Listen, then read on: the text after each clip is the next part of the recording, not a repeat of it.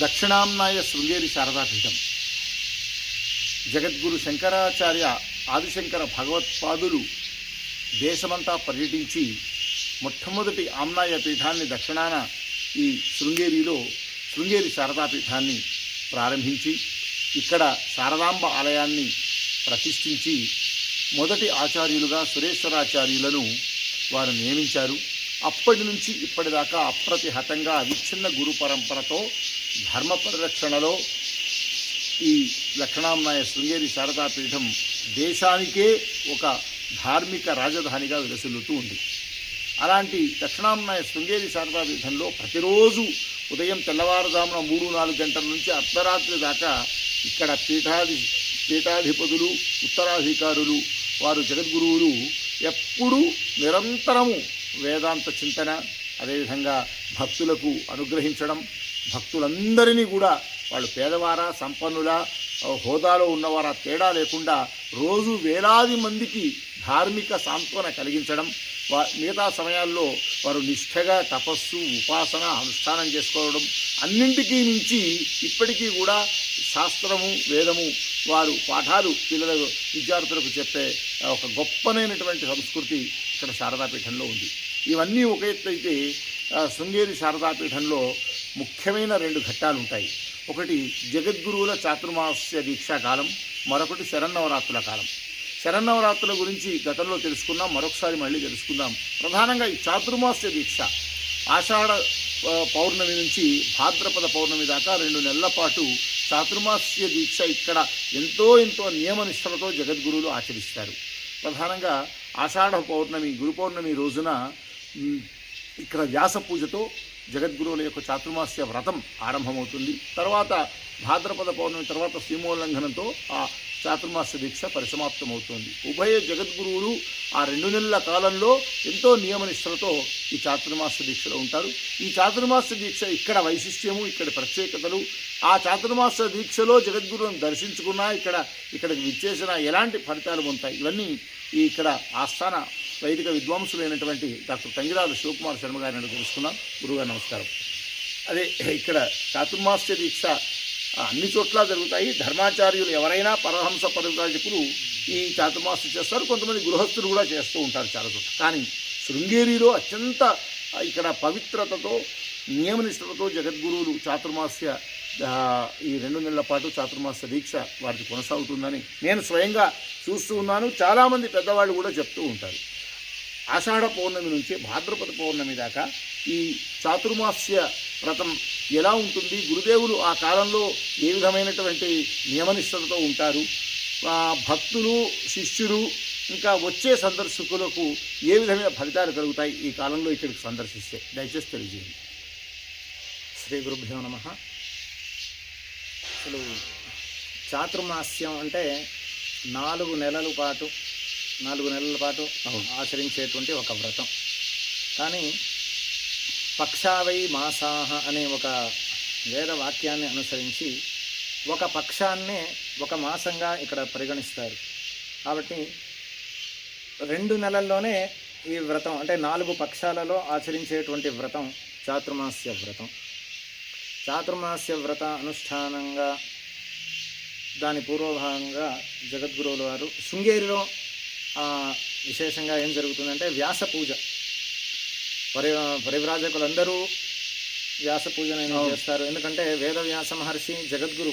అవును, కృష్ణం వందే జగద్గురుం అని మనం శ్రీకృష్ణ భగవానుని జగద్గురువుగా పూజిస్తాం.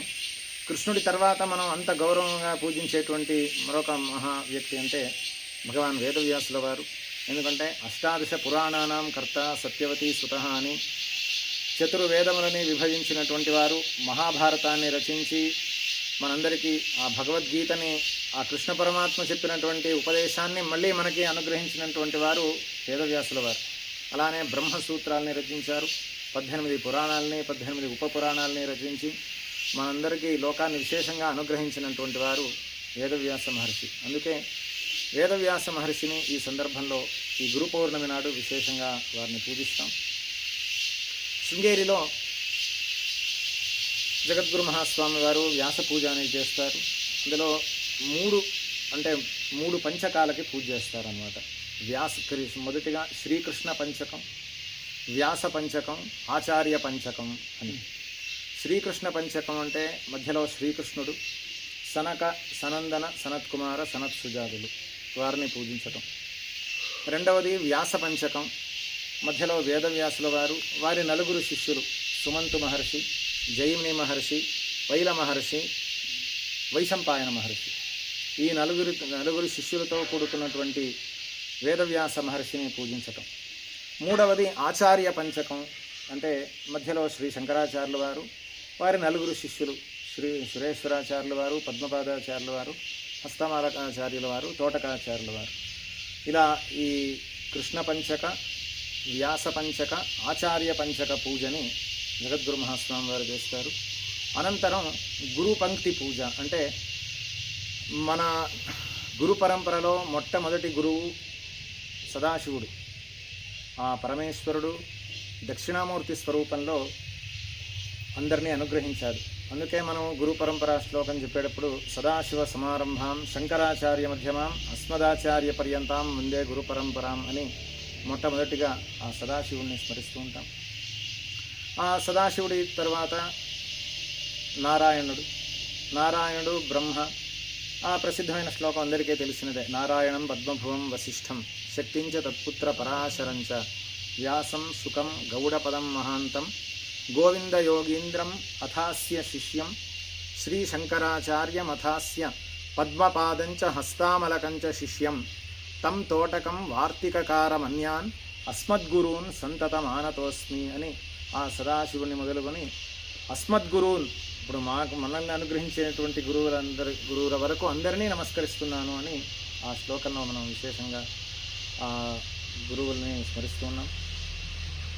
శంకరాచార్యుల వారి నుండి ఈ పీఠంలో గురువులుగా వచ్చినటువంటి వారందరినీ ఆ రోజున విశేషంగా గురు పరంపరా స్తోత్రాన్ని పఠిస్తూ వారికి పూజించటం అనేది జరుగుతుంది. చాతుర్మాస్య వ్రతంలో భాగంగా జగద్గురు మహాస్వామి వారు ఇక్కడ అత్యంత పురాతనమైనటువంటి దేవాలయం అంటే మలహానికరేశ్వర స్వామి దేవాలయం. అంటే విభాండక మహర్షి తపస్సు చేసి పూజించినటువంటి లింగం ఆ మలహానికర ఈశ్వర లింగం. అంటే పాపాన్ని పోగొట్టేటువంటి వాడు. కేవలం ఆ స్వామిని దర్శిస్తేనే మన పాపం అంతా పోయి మనల్ని విశేషంగా అనుగ్రహించేటువంటి ఆ స్వామిని ప్రదోషము నాడు ఉభయ జగద్గురువులు అక్కడికి విచ్చేసి ఆ స్వామిని దర్శిస్తారు. ఆషాఢ పౌర్ణమి రోజున శృంగేరిలో ఉన్నటువంటి అన్ని దేవాలయాల్లో ఆ శారదామ్మ వారిని, ఆది శంకరాచార్యుల వారిని, ఇంకా అన్ని మందిరాలని అక్కడ దర్శిస్తారు. చాతుర్మాస్యాల్లో నదిని దాటకూడదు అని ఒక నియమం. కాబట్టి గురువుల ఆశ్రమం ఉన్నది తుంగా నదికి అవతల వైపు. కాబట్టి ఇంకా ఈ 2 నెలల్లో మళ్ళీ అమ్మవారి దర్శనం అనేది సాధ్యపడదు. కాబట్టి పౌర్ణమి నాడు జగద్గురువుల వారు వచ్చి అన్ని దేవాలయాల్లో దర్శించి ఆ దేవతల యొక్క అనుజ్ఞని, వారి యొక్క అనుగ్రహాన్ని పొంది మధ్యాహ్నం చాతుర్మాస్య సందర్భంగా ఆ వ్యాస పూజ చేసి చాతుర్మాస్య దీక్షని స్వీకరిస్తారు. అంటే చేతిలో ఆ దండాన్ని పట్టుకుని, మీరు చూసి ఉంటారు. అవును, చూశాను, ప్రత్యక్షంగా చూశారు. అంటే వారు అప్పుడు ప్రతిజ్ఞ చేస్తారనమాట. కలిసి ప్రాయేణ ప్రావృషి ప్రాణి సంకులం వర్త్మ దృశ్యతే. అంటే ఈ వర్షాకాలంలో మనం నడిచేటువంటి దారిలో అనేక ప్రాణులు తిరుగుతూ ఉంటాయి, సంచరిస్తూ ఉంటాయి. వాటికి హింస కలగకూడదు అనేటువంటి ఉద్దేశంతో పక్షావై శృతి చోదనాత్, వేదం యొక్క నిర్దేశానుసారం ఒక పక్షాన్నే ఒక మాసంగా పరిగ్రహిస్తూ స్థాస్యామశ్చతురో మాసాన్ అత్రైవ అసతి బాధకే అని అందులో ఒక విశేషణం చెప్పారు. అంటే ఇక్కడ ఏ విధమైనటువంటి బాధ కలుగకపోతే మేము ఇక్కడే ఉంటామని.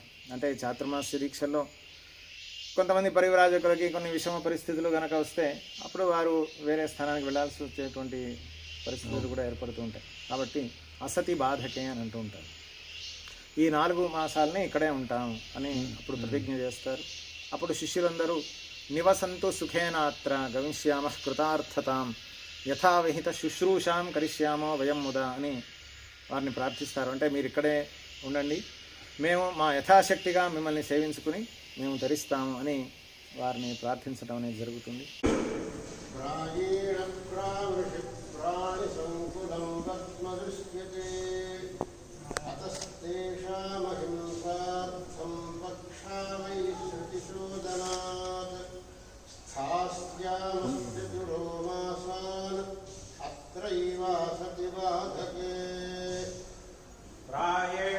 प्रावृषि प्राणिसङ्कुलं वत्म दृश्यते अतस्तेषामहिंसार्थं पक्षा वै श्रुतिचोदनात् स्थास्यामश्चतुरो मासानत्रैवासति बाधके निवसन्तु सुखेनात्र गमिष्यामः कृतार्थताम् यथा शुश्रूषां करिष्यामो वयं मुदा.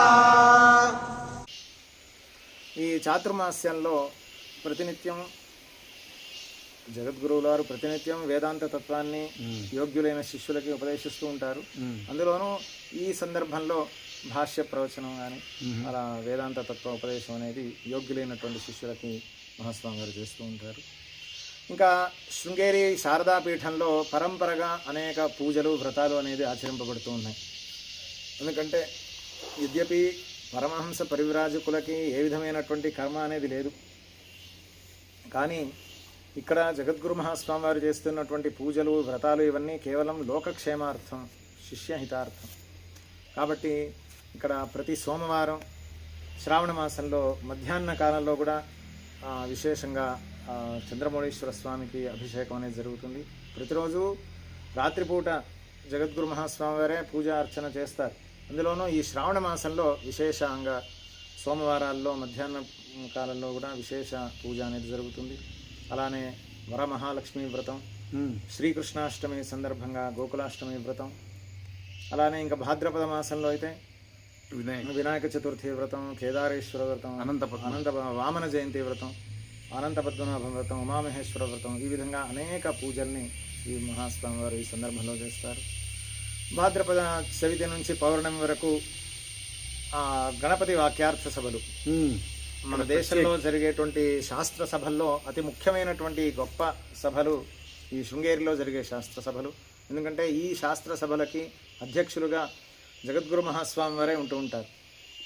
ఈ శాస్త్ర సభ కూడా దాదాపు 140 సంవత్సరాల నుంచి, అంటే శృంగేరి శారదాపీఠం యొక్క 33వ అధిపతులు జగద్గురు శ్రీ సచ్చిదానంద శివాభినవ నరసింహభారతి మహాస్వామి వారి కాలంలో ఆరంభింపబడినది.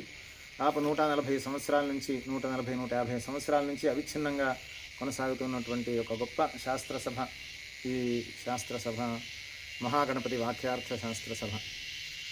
ఈ సభకి పూర్వం సచ్చిదానంద శివాభినవ నరసింహభారతి స్వామివారి కాలంలో వారే అధ్యక్షులుగా ఉండేవారు. ఆ తర్వాత జగద్గురు చంద్రశేఖర భారతి మహాస్వామి వారి కాలంలో వారి అధ్యక్షతన సభలు జరిగాయి. అనేక సంవత్సరాలు వారి ఉత్తరాధికారి శిష్యులైనటువంటి జగద్గురు శ్రీమద్ అభినవ విద్యాతీర్థ మహాస్వామి వారి అధ్యక్షతన ఈ సభలు జరిగాయి. వారి కాలంలో ఏం విశేషం అంటే జగద్గురు మహాస్వామి వారు ఢిల్లీలో ఇంకా అనేక బహుత్ర ఉత్తర భారతంలో అంతా సంచారం చేసి అక్కడక్కడ చాతుర్మాస్య అనుష్ఠానం చేశారు. కాబట్టి అక్కడి పండితులందరూ ఆ సభల్లో పాల్గొని మహాస్వామి వారి విశేష అనుగ్రహానికి పాత్రులయ్యారు. తదనంతరం వారి ఉత్తరాధికారి శిష్యులైనటువంటి జగద్గురు భారతీ తీర్థ మహాస్వామి వారి అధ్యక్షతన అనేక సంవత్సరాలు ఈ శాస్త్ర సభలు చాలా వైభవంగా జరిగాయి. ఇప్పటికీ శాస్త్ర పండితులందరూ ఆ రోజుని జ్ఞాపకం చేసుకుంటూ ఉంటారు. ఎందుకంటే జగద్గురు మహాస్వామి వారి శాస్త్ర పాండిత్యం